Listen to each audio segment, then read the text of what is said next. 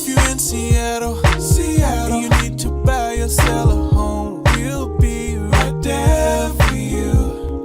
Because we're the realtors that you can trust. So go to ronanddonsitdown.com.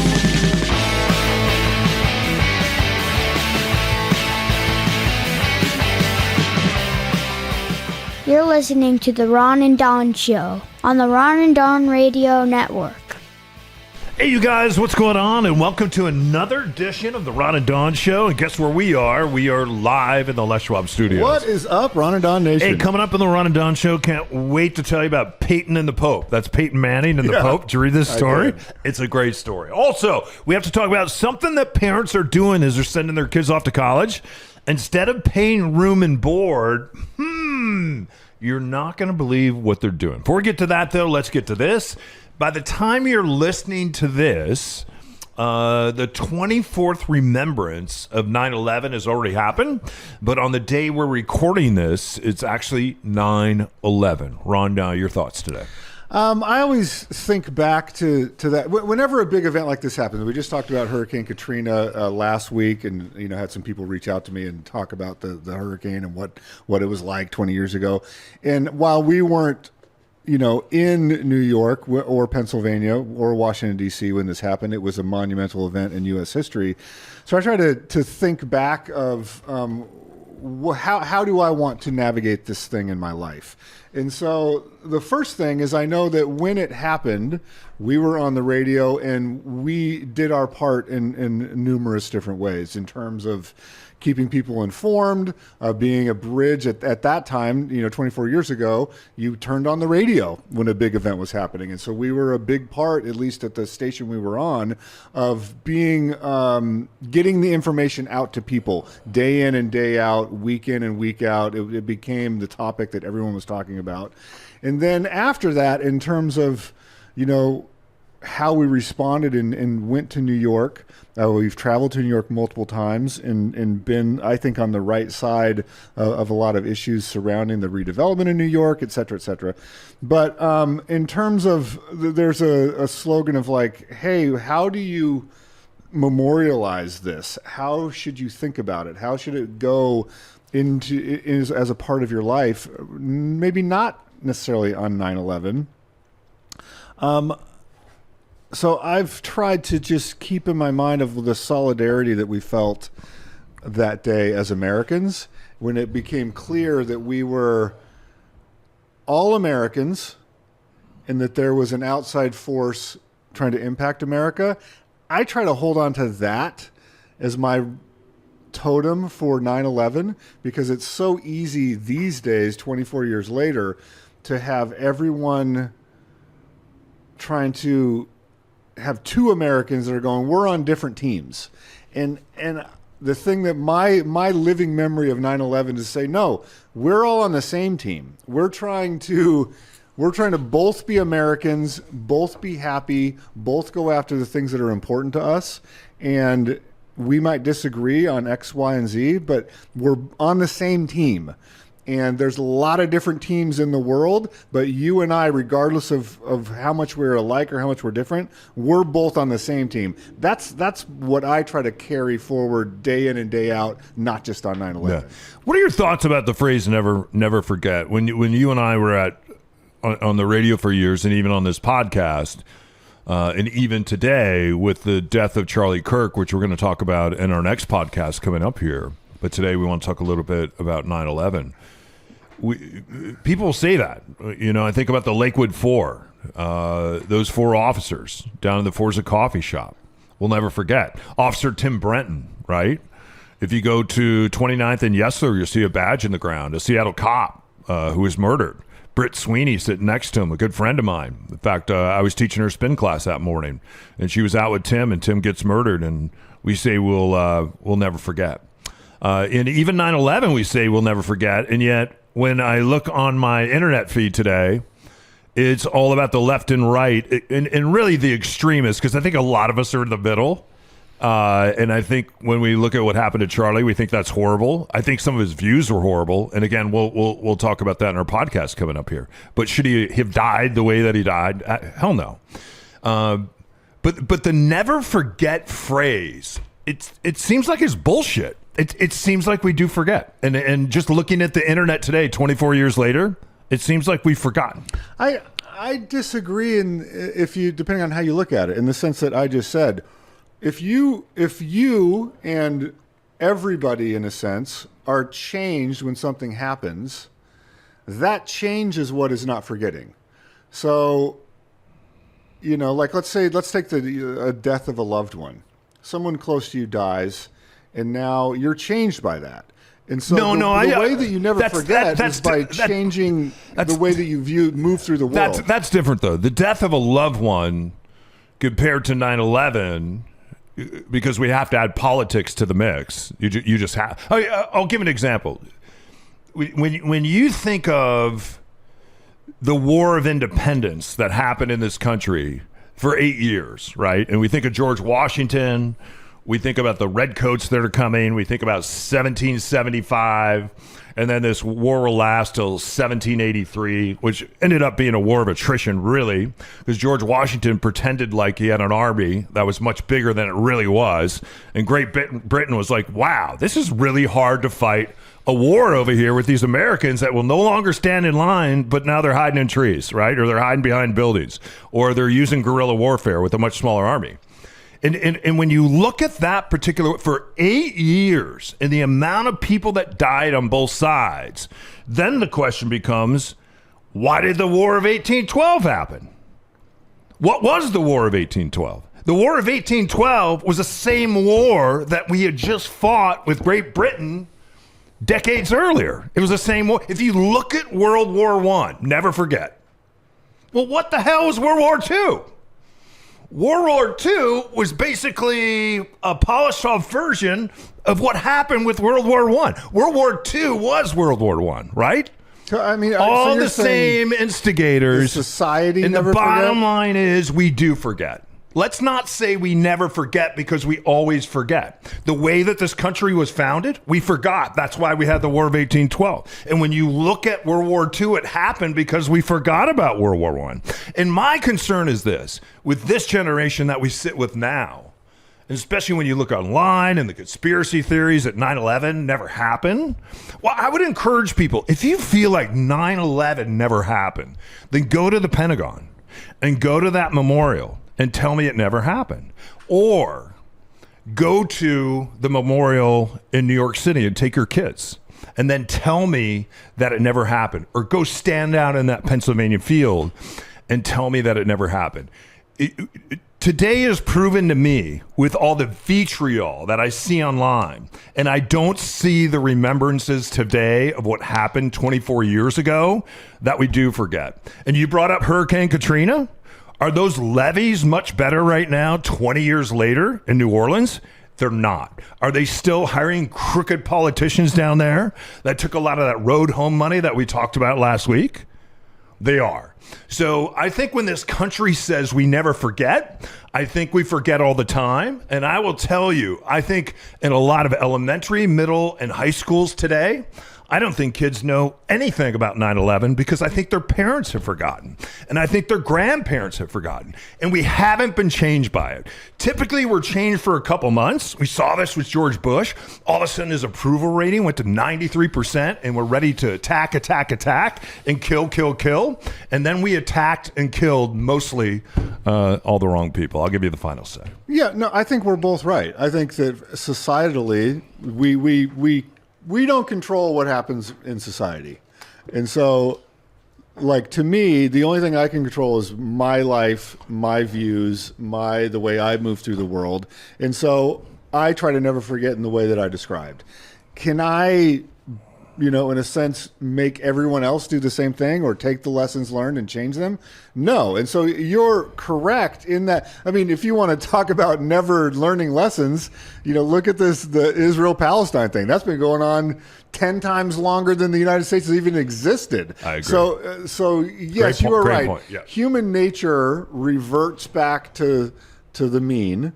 I mean, you have these events that cause people to reflect, but it keeps drawing back to the mean. And so all we can do, and what I try to be a champion for, is to say, if you can change a person enough people, if you get enough of those people that are changing, then society begins to change. But no, you're correct. Power, money, influence, politics, all of those ideological wars drag people back into the thing where we don't learn our lessons. Yeah, more in a minute.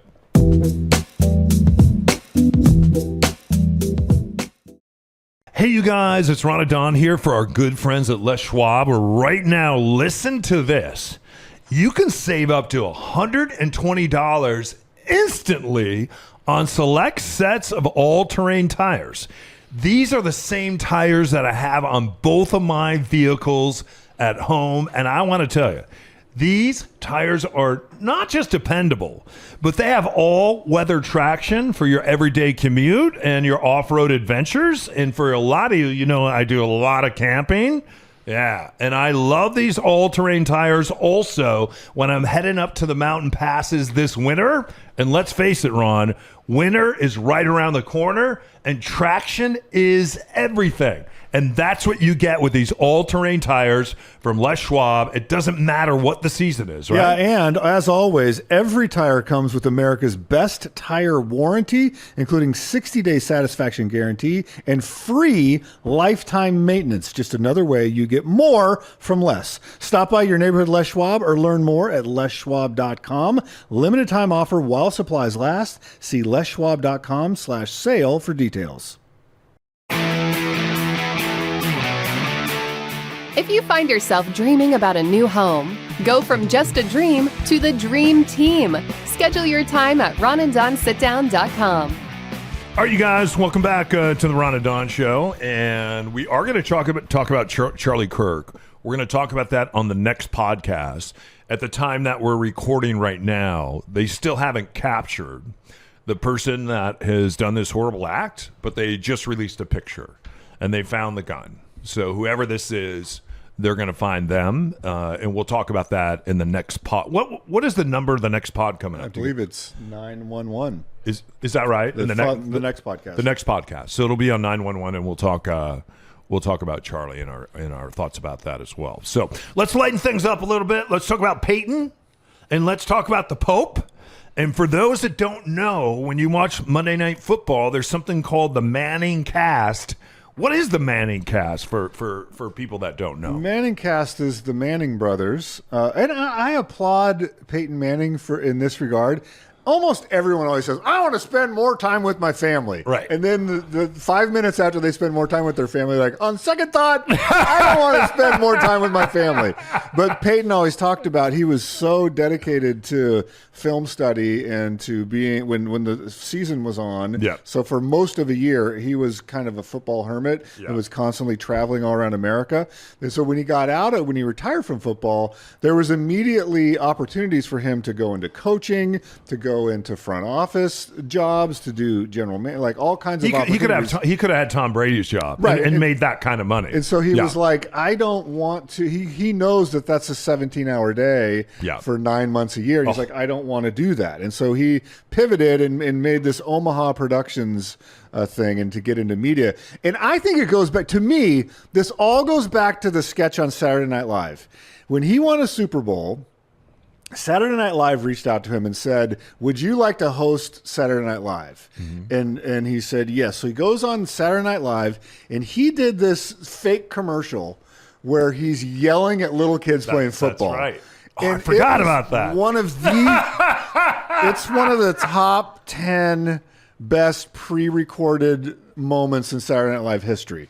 He's got these little 7 and 8 year old kids playing sandlot football, and he is screaming at them like he's Buddy Ryan from the Chicago Bears, and it's hilarious. It is, and I think he got such a good response from that. And wasn't he throwing the ball at some of their heads? Threw a ball at the kid's face. It was hilarious. It's great. So then, after people saw that, and advertisers were like, "Oh man, this guy's got great comedic chops." He's good. He started getting a lot more commercials and becoming more and more comfortable in front of the camera, and so he creates Omaha Productions, and they did some stuff where he partnered with the NFL. And then I don't know who approached whom, but he said, why don't we do a show while Monday Night Football's on, where Eli and I, who we've both won Super Bowls, and we've both been MVPs, and we're both going to stay home. We're both going to stay in our house, do these shows from home, right? And we will just talk about the game like two brothers that happen to be Super Bowl winning quarterbacks talk about a game, and then they started adding high profile guests, and so they're not doing play by play.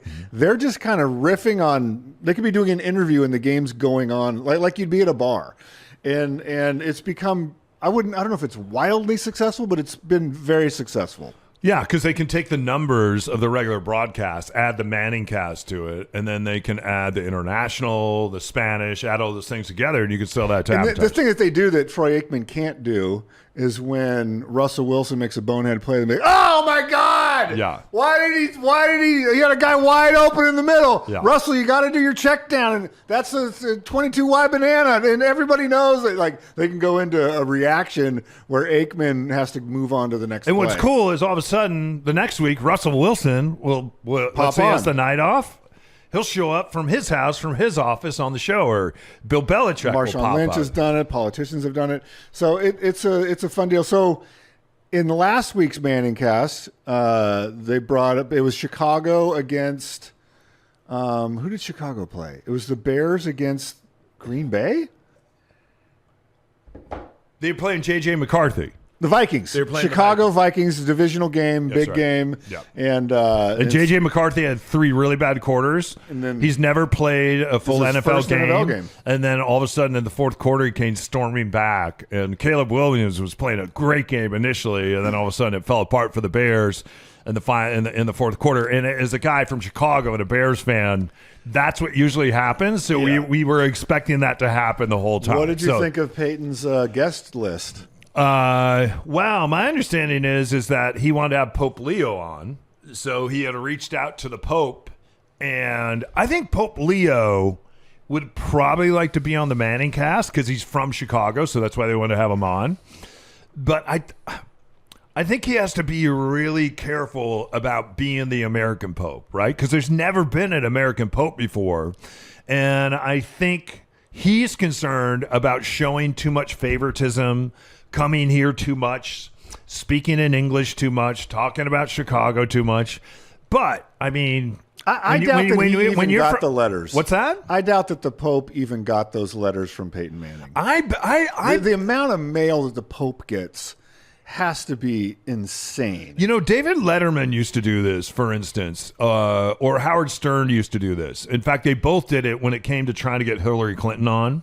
Or I know that Howard Stern did this when he was trying to get Madonna on. Oprah. It's a great arc. We used to do this when we tried to get Dave Reichert on, who was, I think at the time he was the sheriff for King County, and then he became a senator not a senator. Congressman. House of Representatives, congressman. So we were trying to get him on all the time because we wanted to have a spirited debate. And then one day I was gone, and to his credit, he actually showed up in studio, sat down, and you guys had a great debate, right? Yeah, but he didn't give us any prep time. Yeah, he just showed up. There's something. Well, I respect that. I love that. We should have more spirited debate in this country, and we'll talk about that in episode 911. But the interesting thing is, I think maybe what those guys did is created a story arc.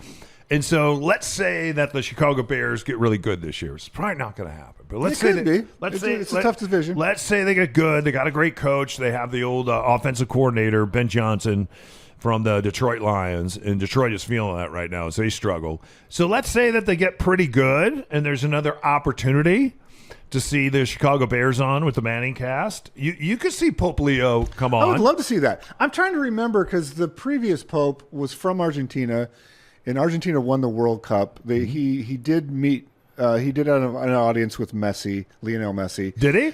Yeah, but I'm trying to remember, and he made no bones about that he loved football and that he was rooting for Argentina. And Pope Leo, I think, is the same way. Right. So, Yeah. but I'm trying to remember if he did media appearances specifically for football, or if it was just when Messi came to the Vatican and they met that he made a comment about it. But like the popes can be sports fans. And Yeah. these guys, it would be great to see that. the Pope come back to Chicago or to be on the Manning cast for Chicago. I would love it. And I'm glad that they asked for it. And Payton wrote these really longhand letters, one for his executive assistant and one for the Pope himself. But I would imagine that the Vatican mailroom has tens of thousands of letters. I don't know. I think the word will get out now. I think the word. That's already out. I think the word will get out. I think the Vatican will hear about this, and at some point, you don't want too wacky of a. Even if he doesn't show up on the Manning cast itself, a live broadcast, I think even if he agreed to sit down and do the Pope's something, been seen something pre-taped in a Chicago White Sox hat. Is that right? He's worn. I don't know. While Pope, he's a Sox guy, not a Cub guy. But pre Pope, his name was Bob, I believe. I kind of like Pope Bob. I gotta be honest. I thought his name was Leo. His real name is Robert something from Chicago, and then he chose Pope Leo XIV. Got it. But Pope Bob would be. Can you imagine the people in Illinois? Oh my God, Pope Bob's coming! Hey, Bob. Invite you over to the garage, sit out there, turn on the TV. We're grilling up some brats and some Leinenkugels. Garbage can full of Leinenkugels, Old Milwaukee. We're gonna watch the Bears. You got some Schlitz in there. Hey, Bob. Yeah, you got some. Bob. Got some Iron City floating around in there. You throw in 5 bags of ice. Can you imagine if he came out to the conclave? It was like, I will be Pope Bob. Yeah. And then when it really gets going, you got to have horseshoes and lawn darts. I bet he can horseshoe and lawn dart it up. All right, you guys, more on the other side.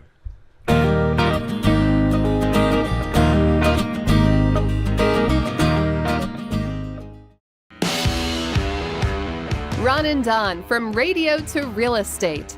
When you're ready to grab a cup of coffee and sit down with the guys, go to ronanddonsitdown.com. All right, you guys, welcome back to the Ron and Don Show. Don't forget, if you need us, just reach out for real estate purposes, ronanddonsitdown.com. And right now, as you listen to this, we have a very exciting listing on. Go to our Facebook page. Just go to Don O'Neill or Ron Upshaw. We have a very exciting horse property that's over. In fact, I think there's only 16 properties in what I call the Circle. It's pretty exciting over there in Bridle Trail Circle, right? Yeah, it's remarkable that these properties still exist so close to Microsoft and so close to Kirkland, where you can get acreage, equine trails backed up to a state. I don't know if it's a state park or a local park. State park. But state park. It's a remarkable location. Yeah. So if you want to see it, just reach out to us. We'll give you a private tour. And also, we have a house on that's on right now in Tacoma. Go look at the pictures, and we're going to talk about those. These are going to be our homes of the week on our real estate edition coming up on our Friday show. I just got our inspection report back from John, our inspector. We've never seen a perfect inspection. This house came back with a perfect inspection. That's remarkable. That is, we've never seen it. Even on brand new homes, you've never seen it. It came back with a perfect inspection. Yeah, and when you walk into this house is perfect. Yeah, so it's the perfect house. It'll be interesting when we start getting buyers come in, if they're like, "Hey, and I want." Well, I don't know if I want anything. It's a perfect house. We've never had a perfect house. So, anyway, speaking of homes, this is kind of interesting. This is kind of real estate light, I guess. Something that parents are doing, and I know some of my friends did this when they sent their kids off to college. Instead of paying room and board, do what? They're buying lodging in a college town. This is really an interesting idea. We've talked about this for a long time, of buying a home for your children when they're young, maybe in addition or in lieu of a savings account, because it's just performed so well in the Pacific Northwest. So what we're seeing, I've done this one time here. When we first started in real estate, I had a mom for your kids. No, I had a mom that wanted to buy. She bought a house for her son who's going to UW, and then it had, I think, 4 additional bedrooms. So they rented it out to friends. This is different. When your child is born, you don't know where they're going to school, and so what you'll do is maybe buy a local home and then use that as your 529 plan. And the interesting thing is, when your child turns 18, so you've had this home for 18 years. you have all this equity in this home. You can take out some of that equity, pay for school, and chances are you've paid down the debt enough where you continue to use that as a rental, and you can hang on to the house. So not only does your child get their education paid for by owning a piece of real estate, but now you still own a home, which is different than a 529 plan, because with a 529 plan, all the money that you put into it, all the money that let's say you take your 529 and you put it on Wall Street and you park it there, and all the money that your money makes is tax free. Right. But once you spend that money is gone. And so this is interesting. The thing that really struck with me about this article, though, is I think it depends for most families on where your kid's going to go to school. Yeah. So, for instance, if you're in the Pacific Northwest and your child is going to go to like WSU, you might go over there and go, hey, we can buy a house at WS in Pullman. Like, these prices are a lot less than Seattle. But if it's the reverse, if you live in Pullman and your kid's going to UW and you come over here, that could be a huge sticker shock. So they gave some examples in the article, let's say, of a couple where their kid went to a state school. Like, they're going to, like, I have a niece that went to Clemson. Well, Clemson is a college town, and buying a house there, they live in Nashville. So, like, Nashville to Clemson seemed like a bargain to them. The housing prices and what they could get there was affordable. And so if your child does that, you buy the house, you keep it for the 4 years that they're in school, and then you rent out the other rooms to other college kids. So your kid basically has free housing. But you make your kid rent out the other rooms to their friends. In other words, make sure they have some skin in the game. Say, hey, look, if we're going to help pay for your education, you're going to help, and you're going to manage this house. You're going to mow the lawn. You're going to take out the garbage.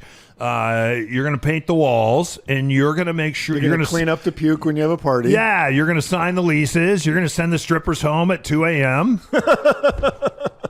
And so at the end of it, some people end up selling the house and turning a profit. Some people end up keeping it. So like, hey, we can get another batch of college students in here when my child graduates. I think it's a great plan if you can do it, because when you look at the cost of housing, and one of the things they pointed out that I didn't realize, in a lot of bigger schools, if you do the housing on campus, you automatically also have to do the meal plan.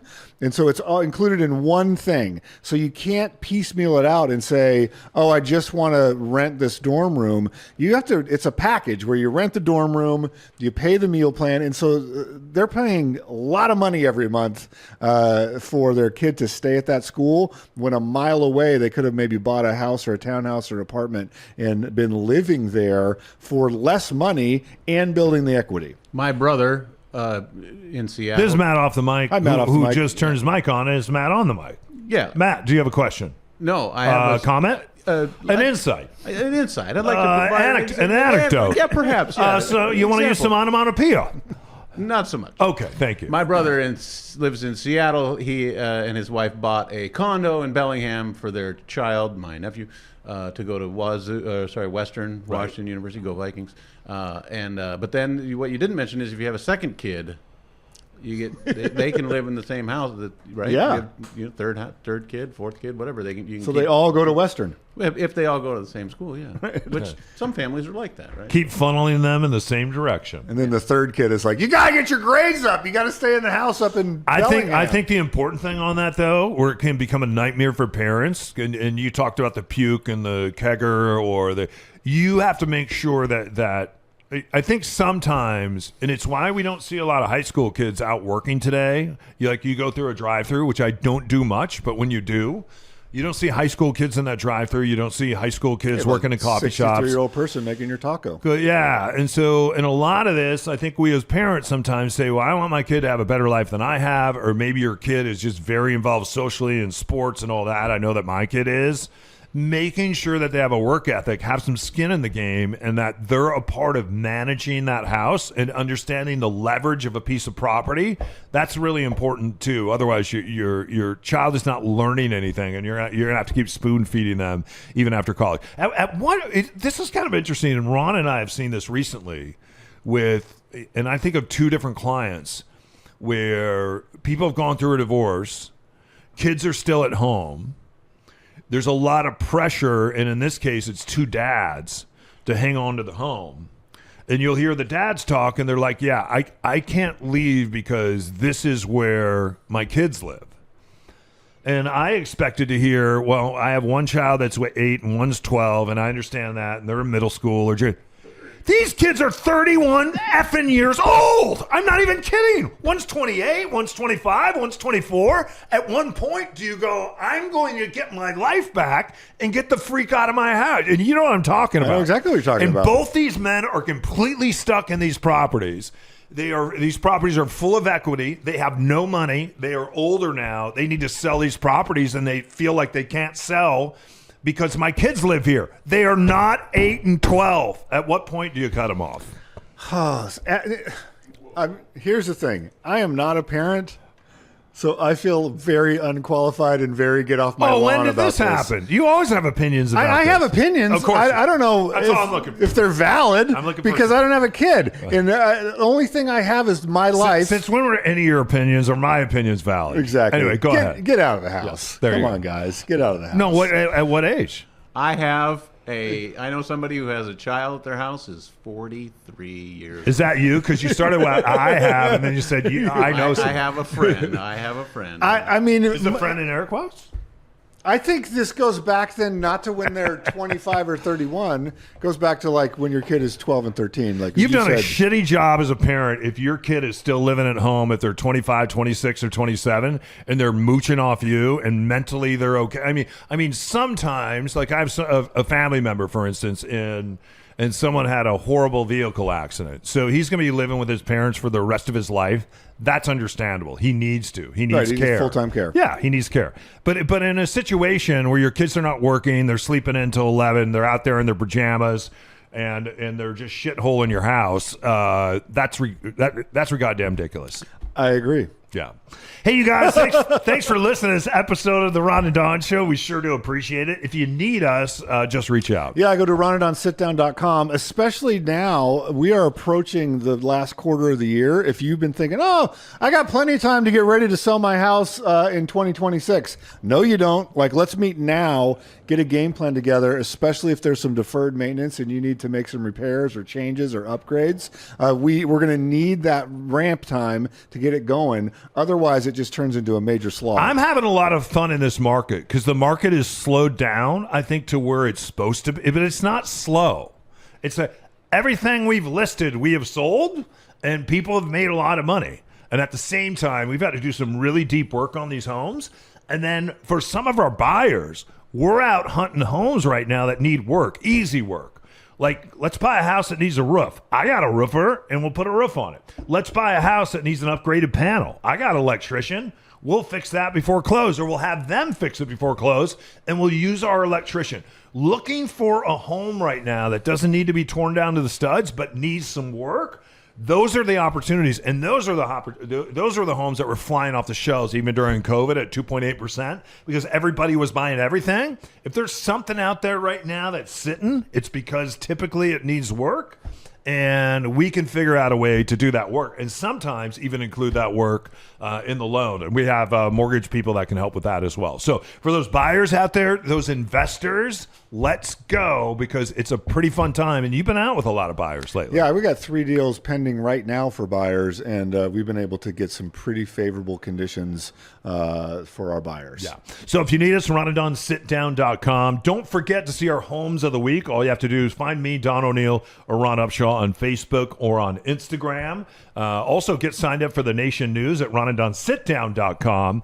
And everything is under the umbrella of ronandon.com. Till next time, thanks to Matt and Grace, my son Gunnar O'Neill, of course, Charlie the dog. He's Ron, I'm Don. Keep your head up and your shoulders back. Until next time, you've been listening to the Ron and Don Show only on the Ron and Don Radio Network.